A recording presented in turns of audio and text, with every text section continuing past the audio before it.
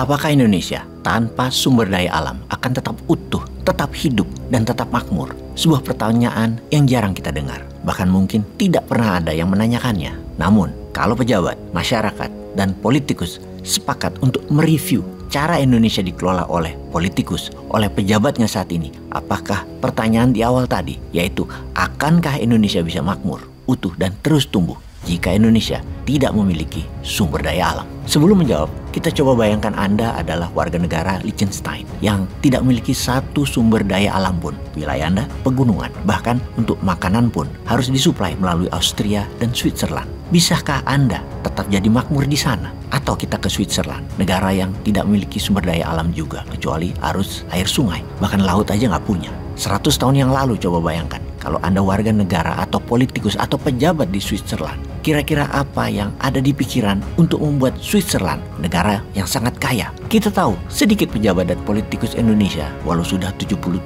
tahun merdeka, berpikir ke arah pertanyaan di awal. Karena buktinya tidak ada satu kebijakan pun yang mendukung Indonesia tidak punya sumber daya alam untuk survive. Karena yang ada hanya bagaimana menjual kekayaan alam, bagaimana menghabiskannya. Walau GDP negara naik tipis setahun 3%, namun kantong beberapa elit naik hingga 100%. Nggak peduli juga rakyatnya. Coba kita rincikan sekali lagi dari sudut pandang negara lain. Kita ke Saudi. Apakah Saudi ke depan tanpa minyak bumi dan gas alam akan tetap utuh, tetap survive dan bertumbuh? Begitu pertanyaan itu ditanyakan, maka Saudi menjawab berbeda. Putra mahkota Saudi, MBS, Muhammad bin Salman, tahun 2016 mengumumkan sebuah program yang bernama Saudi Vision 2030 dengan terang dan jelas mengatakan bahwa Saudi di tahun 2030 tidak lagi bergantung pada oil and gas 100%.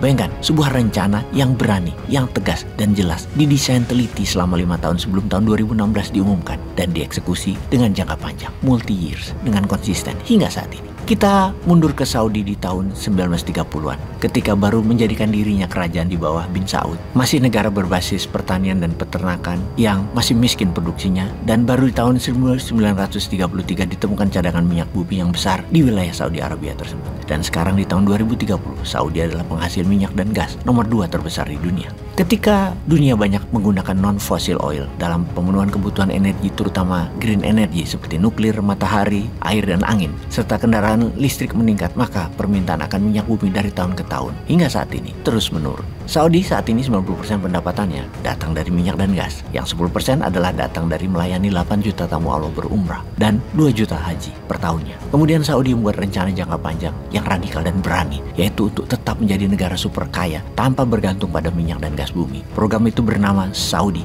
Vision 2030. Caranya bagaimana? Maka mereka menggunakan sistem ekonomi, menggunakan nation wealth, yaitu SWF, Sovereign Wealth Fund. BUMN Saudi, Aramco, ini BUMN kerajaan juga, bukan milik rakyat atau model pemerintah seperti kelolaan di negara lain, tetap milik raja karena negaranya ya raja yang punya. Aramco adalah perusahaan paling menguntungkan sedunia dibandingkan dengan Apple atau Amazon misalnya. Namun sedikit orang tahu Aramco itu bagaimana kelolaannya sampai di tahun 2019 ketika mereka mengumumkan akan menerbitkan SWF senilai 2 triliun dolar atau 2.000 billion atau hampir 15 kali APBN Indonesia, atau uang untuk hidup 15 tahun rakyat 280 juta Indonesia ditarik ke depan, ditarik ke sekarang. Aramco Saudi punya sejarah panjang sejak tahun 1933 di mana dengan Standard Oil mereka bergabung. Standard Oil atau Stanford adalah mitra Saudi sejak hari pertama minyak bumi dan gas dieksplor dan diproduksi oleh Saudi. Lalu perlahan Aramco membeli saham Standard Oil. Dari tahun ke tahun, stake saham Aramco atau Saudi tepatnya membesar. Hingga pada tahun 70-an akhir Saudi memiliki Stanford, Standard Oil Company 100%.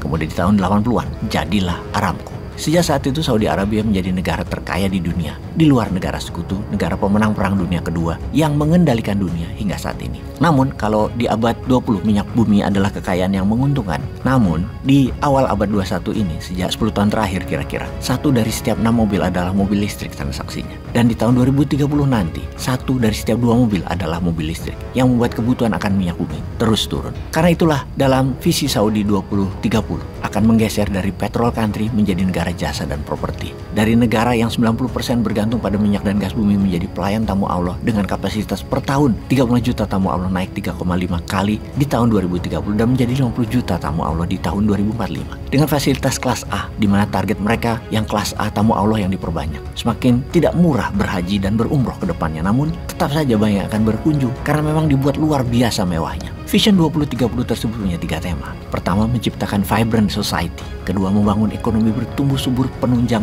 dan berkelanjutan. Dan ketiga, menjadikan Saudi negara ambitious nation atau negara agresif dalam segala bidang termasuk pertahanan keamanan. Akan masuk negara Saudi menjadi negara superpower senjatanya. Dalam melayani tamu Allah, bukan hanya spiritual melaksanakan ibadah di Mekah Madinah, namun membangun museum Islam, sejarah Islam dunia dan edukasi terbesar di dunia yang akan memaksa banyak wisatawan dunia setelah rukun umroh dan haji jalan-jalan menikmati sarana baru lainnya seperti museum dan napaktilas sejarah yang akan menghasilkan fulus bagi Saudi. Selain itu, 3 kota di luar kota suci Mekah dan Madinah seperti kota Jeddah, Riyadh, serta Neom dan lain akan jadi top 100 kota di dunia tempat tinggal kelas dunia, pusat hiburan, budaya, dan lifestyle. Bahkan kota-kota tersebut ke depan tidak menggunakan minyak dan gas bumi untuk menghidupi energinya, tapi menggunakan green energy. Yang paling menarik adalah rencana besar Saudi di dalam membangun UKM, di mana akan ditingkatkan pendapatan GDP negara dari hanya 5% akan menjadi UMKM-nya 35% GDP nasional dengan strategi jangka panjang yang menarik, pembiayaan dan dorongan produksi mengingat ada 30 juta tamu Allah sebagai pasar yang besar salah satunya.